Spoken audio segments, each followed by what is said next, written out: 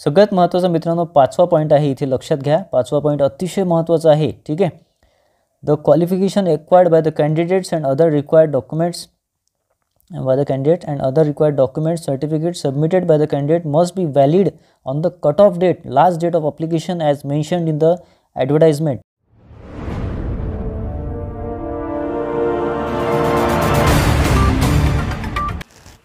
नमस्कार विद्यार्थी मित्रांनो, मी अमोल आगरकर, इंजिनियर अमोल चॅनलमध्ये पुन्हा एकदा आपले मनापासून स्वागत करतो. Mahatransco assistant engineer 223 vacancy, jumbo vacancy यावर्षी आपल्याला गव्हर्नमेंट दिलेल्या आहे किंवा मग आपल्या महाट्रान्सकोने दिलेले आहे. त्यामध्ये तीनही ब्रँचचा जे काही एक्झाम आहे ते कंडक्ट झालेले आहे. त्याच्यामध्ये इलेक्ट्रॉनिक्स आणि सिव्हिलचा रिझल्ट आलेला आहे. बरेच विद्यार्थी त्यामध्ये सिलेक्ट झालेले आहे आणि प्लस त्यामध्ये वेटिंग लिस्टसुद्धा त्यांनी लावलेली आहे. तर त्यामध्ये आता पुढे जे काही डॉक्युमेंट व्हेरिफिकेशन आहे किंवा जे काही पुढची प्रोसेस होणार आहे त्याचं नोटिफिकेशन आपल्या ऑफिशियल साईटवर महाट्रान्सको.in वर येईलच. आणि प्रत्येक जे काही सिलेक्शन झालेले कॅन्डिडेट्स आहेत त्यांना पर्सनलीसुद्धा ईमेल येणार आहे.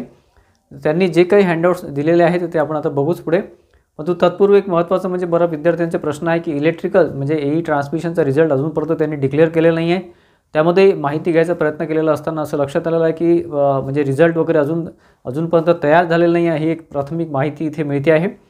त्याच्यामध्ये कसं आहे की इलेक्ट्रॉनिक्स आणि सिव्हिलचा एक्झाम ऑलरेडी आधी झालेली असल्यामुळे त्याचा रिझल्ट बऱ्याच दिवसापासून तयार होता, परंतु काही इश्यूज असल्यामुळे तो थांबून ठेवण्यात आलेला होता. तो त्यांनी डिक्लेअर केला. परंतु एई ट्रान्समिशनचा रिझल्ट हा पुढच्या काही दिवसामध्ये नक्की लागेल मित्रांनो. त्याच्यामुळे जास्त टेन्शन घेण्याचं काहीच कारण नाही आहे विद्यार्थ्यांना. पुढच्या काही दिवसामध्ये कधी हा रिझल्ट लागू शकतो. त्याच्यामुळे तुम्हाला डॉक्युमेंट व्हेरिफिकेशनला तयार असणं आवश्यक आहे. जे काही डॉक्युमेंट्स असणं आवश्यक आहे ते तुम्हाला मी आजच्या व्हिडिओमध्ये परत सांगणार आहे. तत्पूर्वी आपण जे काही आता इलेक्ट्रॉनिक्सचा आणि सिव्हिलचा रिझल्ट आलेला आहे त्याच्यामध्ये त्यांनी जे कंडिशन्स दिलेले आहेत अतिशय महत्त्वाचे कंडिशन्स आहे.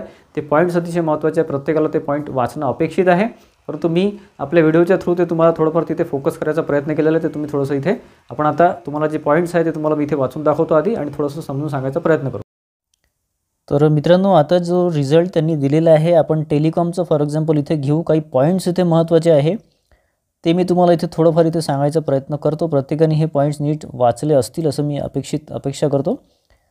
त्यामध्ये बघा थर्ड पॉईंट आहे the candidates considered for selection shall be called personally for verification of their documents certificates and eligibility criteria at the corporate office Mumbai. म्हणजे कॉर्पोरेट ऑफिस मुंबईला तुम्हाला व्हेरिफिकेशनला जावं लागेल.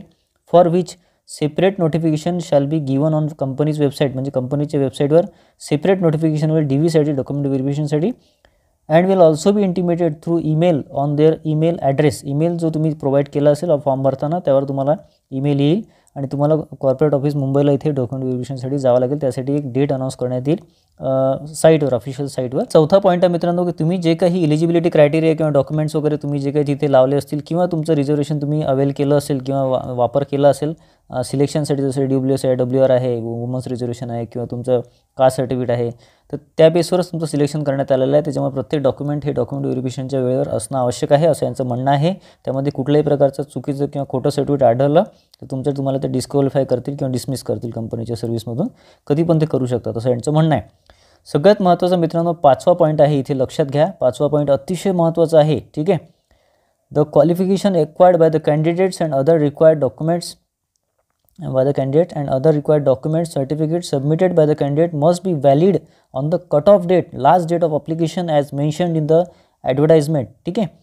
म्हणजे तुमचं जे काही तुम्ही डॉक्युमेंट सबमिट करता आहात, तुमची मार्कशीट असेल, तुमची डिग्री सर्टिफिकेट असेल, तुमची डिग्री असेल, तुमचं नॉन क्रिमिनल सर्टिफिकेट असेल, तुमचं डोमेसाईल सर्टिफिकेट असेल, कास्ट सर्टिफिकेट असेल, कोणतंही डॉक्युमेंट असो, EWS सर्टिफिकेट असेल, तुमचं ते कट ऑफ डेट और लास्ट डेट ऑफ अप्लिकेशनच्या याला तुमचं व्हॅलिड असलं पाहिजे. ठीक आहे असं यांचं म्हणणं आहे. If it is found that candidate has not acquired qualification before cutoff date, last date, qualification before cutoff date or last date of application or the documents submitted by the candidate are not valid on the cutoff date. म्हणजे तुमचं qualification असेल, तुमचं document तुम्ही submit केले असेल ते cutoff डेटच्या वेळेस valid नसतील.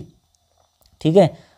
Last date of application form he or she shall be treated as disqualified and his or her कॅन्डिडेटचे will be cancelled. बघा याचा अर्थ काय होतो मित्रांनो. बघा पाचवा पॉईंट आहे याच्यामध्ये तुमचं जे काही अतिशय ठळक याच्यामध्ये त्यांनी दिलेलं आहे. का दिलेलं आहे कारण की हे इश्यूज निर्माण होतात डॉक्युमेंट व्हेरिफिकेशनमध्ये. त्यामुळे त्यांनी सांगितलेलं आहे की तुमचे जे काही डॉक्युमेंट्स असतील, तुमचं सर्टिफिकेट, तुमचं डिग्रीचं असेल, BEचं असेल किंवा मार्कशीट असेल तर काही 1-2 विद्यार्थ्यांचे मला कमेंटसुद्धा आले, काही रिक्वेस्ट आल्या की सर असं असं झालं तर असं काय होईल वगैरे. तर त्यामध्ये इथे क्लिअरली दिलं आहे मित्रांनो. आता पुढे काय करतात ते बघू आपण. DV तुमचं अटेंड करणं तुम्हाला आवश्यक आहे. त्यामध्ये कसं आहे की तुमचं डिग्री किंवा तुमचे BE वगैरे तुमचं जे काही ती लास्ट डेट त्यांनी दिलेली आहे त्याच्या आधी तुमचं कंप्लीट असणं आवश्यक आहे. फॉर्मची जी लास्ट डेट आहे त्याच्या आधी, ठीक आहे. आणि प्लस तुमचं जे तुम्ही डॉक्युमेंट सबमिट केले असतील, नॉन क्रिमिनल असेल किंवा बाकीचे डॉक्युमेंट्स असतील, कास्ट सर्टिफिकेट वगैरे डोमेसाईल असेल, तर तुमचं त्यावेळेस व्हॅलिड असणं आवश्यक आहे. म्हणजे त्या डेटला व्हॅलिड असणं आवश्यक आहे. कोणत्या कट ऑफ डेटला किंवा लास्ट डेट ऑफ अप्लिकेशनला. बघा 6वा पॉईंटसुद्धा अतिशय महत्त्वाचा आहे याच्यामध्ये. At the time of document verification if it is found that the candidates who have been provisionally considered for selection are not eligible for further selection process, then wait list or waiting list candidate will be called for document verification. Further, if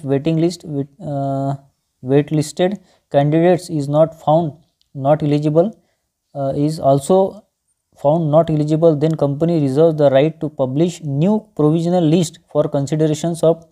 बघा आता यांचं म्हणणं असं आहे की selection list आणि waiting लिस्टमध्ये जर विद्यार्थी एलिजिबल नसतील किंवा त्यांचे डॉक्युमेंट्स व्यवस्थित नसतील, कारण की मागे महावितरणच्या विद्युत सहाय्यकमध्ये असं झालं आहे, तर कंपनीकडे राईट आहे की ते परत प्रोव्हिजनल लिस्ट लावू शकते, परत वेटिंग लिस्ट लावू शकते आणि त्यांना जॉईनिंग देऊ शकते. ठीक आहे, जर तुमचे डॉक्युमेंट व्यवस्थित नसतील तर. अशी वेळ कदाचित देणार नाही, परंतु त्यांनी असं एक नोट करून ठेवलेलं आहे. ठीक आहे.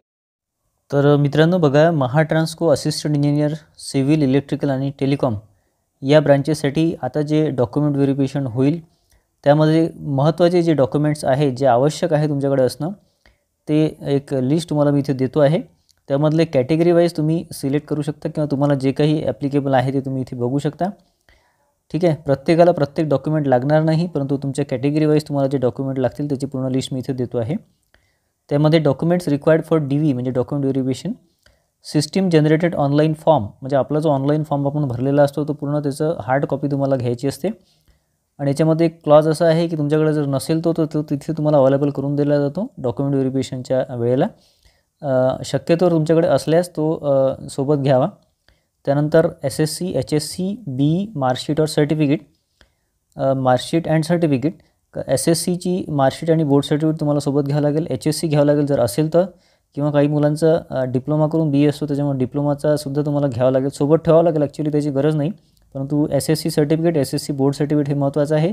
त्यानंतर BE मार्कशीट आणि BE सर्टिफिकेट हे आवश्यक आहे. ठीक आहे. त्यानंतर मराठी लँग्वेज सर्टिफिकेट. मराठी लँग्वेजसाठी एक क्लॉज आहे मित्रांनो, त्यामध्ये तुमचं 10वी किंवा 12वीला मराठी लँग्वेज असणं आवश्यक आहे. जर तुमची मराठी लँग्वेज नसेल त्यावेळेस तर तुम्हाला जे काही तुमचे जवळचे एखादं स्कूल किंवा कॉलेज आहे, तुम्हाला एक क्लॉज दिलेला आहे इथे, एक नोटिफिकेशन तुम्ही बघू शकता, ॲड डिटेल वाचू शकता. त्यामध्ये तिथल्या मराठीचे जे प्रोफेसर असतील किंवा जे काही तिथले फॅकल्टी असतील किंवा प्रिन्सिपल असतील त्यांचं तुम्ही मराठी लँग्वेज सर्टिफिकेट प्रोफॉर्मामध्ये घेऊ शकता. ठीक आहे, हे आवश्यक आहे. त्याच्यामध्ये कास्ट सर्टिफिकेट तुम्हाला लागेल. जर तुम्ही कॅटेगरीमध्ये असाल, कोणत्याही कॅटेगरीमध्ये असाल, तुम्हाला कास्ट सर्टिफिकेट लागेल. गव्हर्नमेंट ऑफ महाराष्ट्राचं हे लागेल कास्ट सर्टिफिकेट. त्यानंतर caste validity certificate. Caste validity certificate हे कंपल्सरी नसतं मित्रांनो.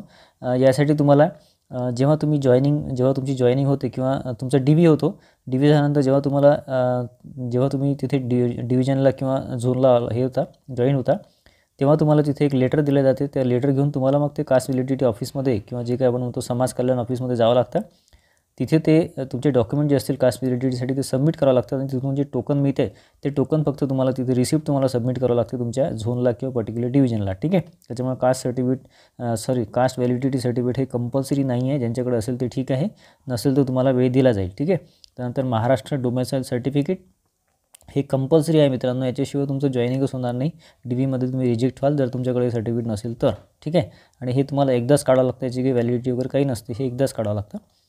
त्यानंतर नॉन क्रिमिनल सर्टिफिकेट हे ॲप्लिकेबल ज्यांना आहे, जसं OBC वगैरे, त्यांच्यासाठी नॉन क्रिमिनल सर्टिफिकेट आहे. याच्यामध्ये 2 क्लॉजेस थोडे वेगवेगळे दिलेले आहे मित्रांनो.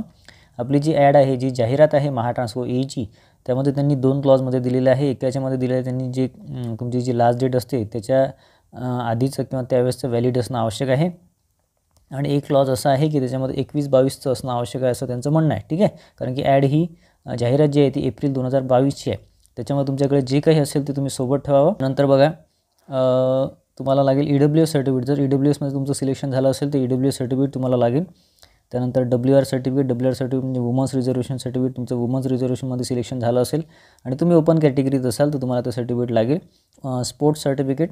स्पोर्ट्स सर्टिफिकेट मित्रांनो, ज्यांचं स्पोर्ट्स कोट्यामध्ये सिलेक्शन झालेलं आहे त्यांना स्पोर्ट्स सर्टिफिकेट लागेल. गव्हर्नमेंट ऑफ महाराष्ट्राचं असं त्यांनी इथे ॲडमध्ये म्हटलेलं आहे, जाहिरातीमध्ये म्हटलेलं आहे.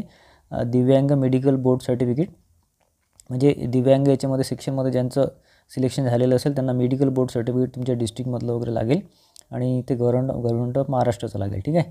त्यानंतर ऑर्फन मेडिकल सर्टिफिकेट GOM म्हणजे गव्हर्नमेंट ऑफ महाराष्ट्राचं.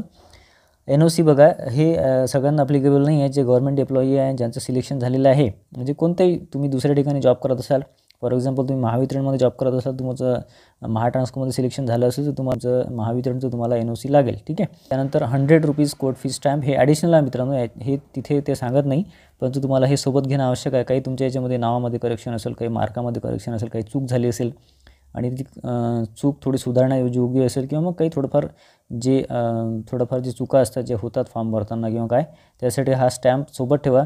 याच्यावर तुम्हाला अंडरटेकिंग द्यावं लागतं, जर म्हणजे त्यांना एक डिक्लेरेशन द्यावं लागतं या फोर्ट फी स्टॅम्पवर, जेणेकरून तुमचं सिलेक्शन तिथे थांबणार नाही. ठीक आहे. आणि 3 पासपोर्ट फोटो सोबत ठेवा मित्रांनो, ते आवश्यक आहे. त्यानंतर प्रत्येक डॉक्युमेंटचं एक ओरिजिनल सेट घ्या, ओरिजिनल सेट आवश्यक आहे. 3 फोटोकॉपी ठेवा. ठीक आहे. असा 3 याचा सेल्फ अटेस्टेड ठेवा, सेल्फ अटेस्टेड सेट ठेवा 3 कॉपीमध्ये फोटोकॉपी. ठीक आहे. आणि ओरिजिनल एक सेट पूर्ण ठेवावं लागेल, ओरिजिनल तुम्हाला सगळं लागेल. आणि याच्या व्यतिरिक्त मित्रांनो, एखादं तुमचं आधार कार्ड असेल किंवा तुमचं इलेक्शन कार्ड असेल किंवा जे काही तुमचं पॅन कार्ड असेल ते एक आयडेंटिटी प्रूफ म्हणून सोबत ठेवावं. ठीक आहे.